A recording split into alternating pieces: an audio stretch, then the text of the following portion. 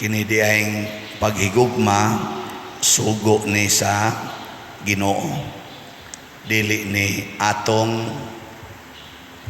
kabubuton nga mahigugma or kabubuton ba nato nga dili mohigugma. Kay sugo man og di ta mohigugma, misupak ta sa sugo. Lingian ay mong tupad na sige bakag tuman aning sugo kanang wa mulingi mga masinupakon, naidaghang wa mulingi luoy kay ta sige tagsimba unya ang ato ra dayng buhaton maura ang pagsupak-supak sa atong gisimba, no? Unsay tawag nimo anang magsigig duol sa tao unya magsigig pangayo unya inigsugo anang tawhanang iyang gipangayuan iyang supakon. Unsay tawag nimo ana? Kana ba magsig pangayo nimo nya kada nimo sugo supakon gyud tanan, mao na siya ang iyawanon. Sige, laing chance lingi sa imong tupad ing na nagtuman baka aning sugua. Sige, bahala mong wa mulingi. Sa paglingi pa lang masinupako na, labi na gyud sa paghigugma.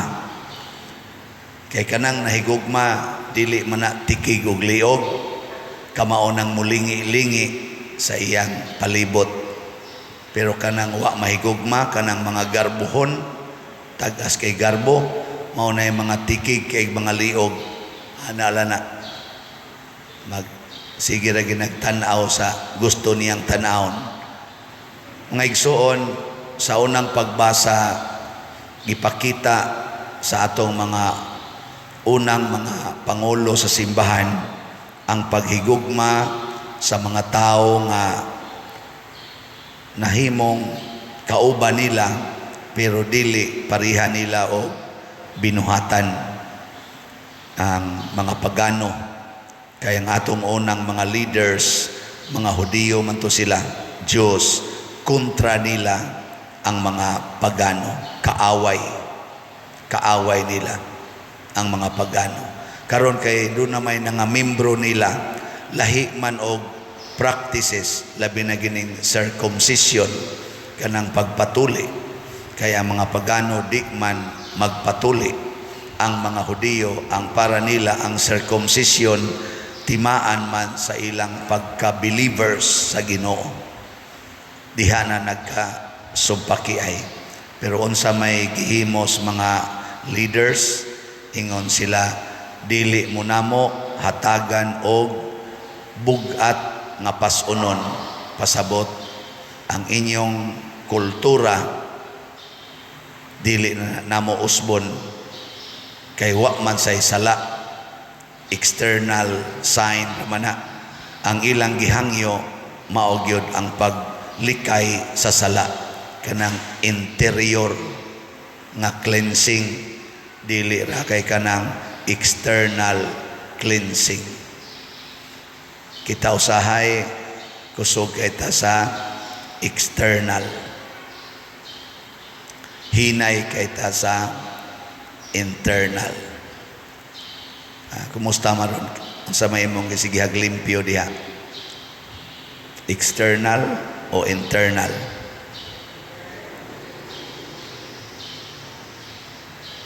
Sagara na to gipanindot ra gyud ang gawas.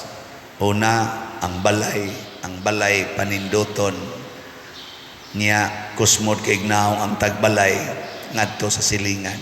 So ang tuasod sa balay bati kay batasan, ang balay ray nindot. Usahay ang naong panindoton ang naong, pero ang kasing-kasing siging dumot, siging libak, siging away. So nindot og naong, bati og kasing-kasing. Mas maayo pagbatig balay pero smiling ang nagpuyo. No? Kana bang inigawas nimo sa imong bating balay, nindot kayo imong smile. Sige. Lingi na sad sa imong tupad na nindot kag bay, na nindot kag balay. Example anang nindot og balay kanagong mahalon ba? Mahalon. Niya dili basta-basta ang mga dapat. Igsod pagid nimo sa sulod. Kanabitang mo blessing kog balay ang mga dagko nga subdivisions, magtan-aw ko ba nako hagdanan palangdaan pariha naman ig presyo sa tibuok na mong balay. Ang ilarang hagdanan ba nindot gyud kayo. Pero magkinto ka kay ang chinilas ibilin gyud sa gawas. Niya kung isod nimo imong chinilas gikas gawas, tutukan og maayo ang imong tiil. Ano man, gahugaw-hugaw ka sa akong balay. Di ba? Ana. Sa inyo mo sana na ibilin gyud sa gawas. Ibilin no? Murabag holy place. Kay kanang holy place ibilin man nimo imong chinilas sa gawas. So para nato cleanliness is next to godliness. So kanang kusog ay manglimpyo, mura na sila holy, pero ang nahitabo mga yawanon. Ngano man di man makadawat sa ilang gitawag og hugaw. Si Kristo niingon, ang labing dakong gugma nga ikahatag sa usa ka tawo mao ang pagpakamatay para sa iyang higala. Iya ding isumpayan, kamong tanan ako namong mga higala. Pasabot kanabitang mga higala sa may lang buhaton ana kusog kay na sila magkomedyahanay. Komedyahanay ba? Na ako'y gimisahan nga nag-reunion ikapila to nilang tuig ikas high school 50 naman ting ito katuig. So pila na edad na nila. Ning graduate sila ning graduate gid sila college. Kurso nila nya 50 na katuig ang milabay. Pila naman ay mga edad na nila. Mga 70 no. Ana kapin. Nanay mga dagko kay mga ranggo nila, mga retired general, retired nga mga dagko ranggo ba. Abot sila kay kada ra man say magabot-abot kana bitang mga successful people. Katong wa mo succeed, mura man sa to sila maitoy sa dito monhoy mauwaw ta na nila. Inig-abot ito kanang ilang kubidyahan ay bita hello dia ay kaya iya lang ka nya kaingon ga ba kadako ranggo ani. Yanuhon ra magkot. Uy, alsa alsa sa town general dito na alsa. Ang kubidyahanay nila ba kana bitang mga below the belt ilan ang mabuhat nga naman higala manggod asway kunog ingon ana ang pari napadir alsaha to padir makahimo basta higala tanawag kana mga higala gyus pari ako na pa man gyud ko mga friends nga ana bang gikan pa gyud sa una ba nga wala pa gyud ko wala pa ko mapari suod gyud mi ang tawag nila nako siyan di gyud mo tawag na kog father kay hilasan man sila hilasan ba di isa gyud mo amin kay hilas man kay sa una usa man sila sa mga arang-arang niya ako si punon kay tanan di hilas kay mo amin ka pero nasa iuban na mo amin gyud bisan pag nahibaw ko nga sa una mura ra gyud kog ulipon nila pero karon mo amin gyud mo tahod. Ang point is kung himuon imong higala ang usa ka tawo dili ka mobutang og daghan kaayong mga balaod para niya. Abli ang imong kinabuhi, makasud guwa sila. Ug mao ni ang gugma nga gusto ni Kristo nga atong batunan. Nya ikaduha, si Kristo nahigugma nato pinaagi sa paglimpyo sa atong mga sala. Kanang imong pinangga nga tao, makit-an ganina nimo nga nagkalapok, unsa may imong buhaton, imo din siyang tabangan gani kanang gihigugma nimo kanang imong uyab or imong bana or imong asawa nga imong gihigugma, mukao na nya nay mabutang diri, kuha din kag tisyo, imo dayong trapuhan, no? Kasuway mo na kamong mga bana mo trapo pa mo masami ang kuan diri kana mga sabaw or kinaon sa imong asawa, o moingon ka ya pa nimo na hugaw na kay nang naong nimo ay pasige na ana ka unsa ka magkaon nga kag bata nga way buot ana, or imong trapuhan kanang mga manag-uyab, trapuhan dayon. Sweet kayo, ini kaminyo na na magsinawayay na nga naman kay wa na mahigugma, ni hunong na paghigugma. Mao na siya ang inyong silingan, kung hugaw kayo ilang tugkaran, manilhig mo sa ilang tugkaran. Kung nahigugma ka, apilon gina nimong silhig, apilon gina nimong limpyo kanang ilang kanal, imo nang limpyuhan kung mo clog up. Kung nahigugma ka pero wa ka mahigugma, bisag kana na lang kanang dahon bitaw sa ilang tanong nya mahog, di jud ka mo punit. Dinhi bitaw sa atong ground, kita mo sa atong ground simbahan, limpyo ba o hugaw? Limpyo. Pero naadyo'y makaako dihag labay og mga papel, mga candy wrappers, mga sudlanas mineral water nga ilabay ra diha ba nga magite daghang butanganan, pero mulakaw lang kagamay. Ana gyud hog ra dayon. Nga naman wa sila mahigugma aning atong lugar. Kamo nahigugma mo. Hatag mo og donasyon, love offering. Wa sa gyapon. Ona ang nahigugma nato, sigig palit na tog slots, malipayon sila. Malipayon kayo.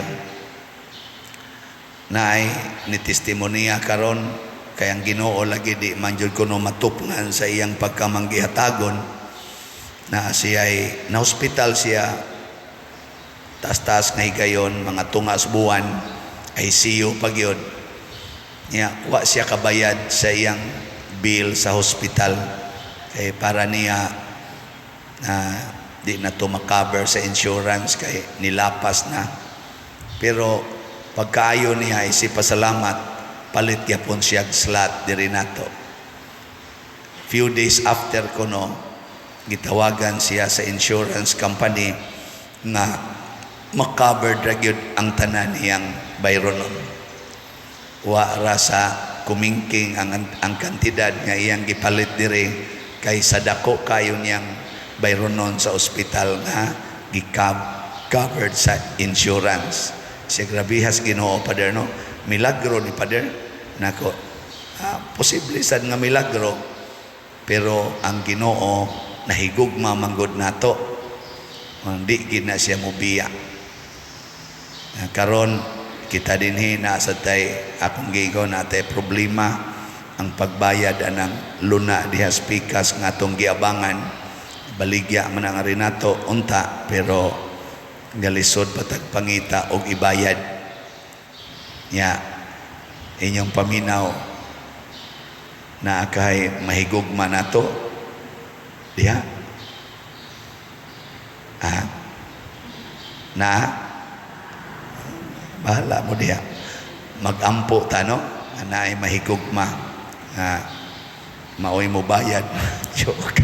Kadako na ba na bisag maulay mo bayad o nya ini guman ato lang siyang hinay-hinayag bayad gikan sa atong pamaagi sa pagbayad.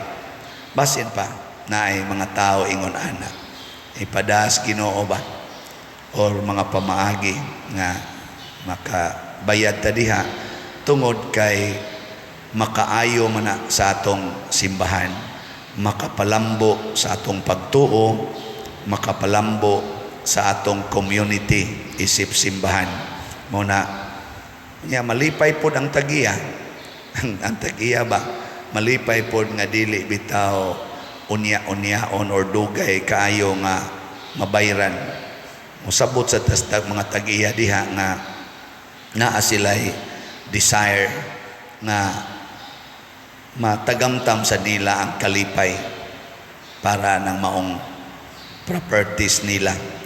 Ato na siyang iampo, kaya ang Ginoo muhatag man gyud, unahon lang nato ang paghigugmaay, kanang gugma ba. Naasa ta din hikauban ang mahigugmaon kayo, niingon siya, kung naa palang kuha ng kantidara pader, ako gidayo ng bayran para sa simbahan. Nako bitaw, mao bitang nakasulti ka na kay wakman sa kay kantidad inunana. Ug naa pa ka ng kantidara, usa sa dunta ka nga managana mo ingon pagkadakua sad no, unsa na lang kag dili makabayad ang simbahan. Ana, usa sad ka nindot yung ka nang naa ka sa sitwasyon.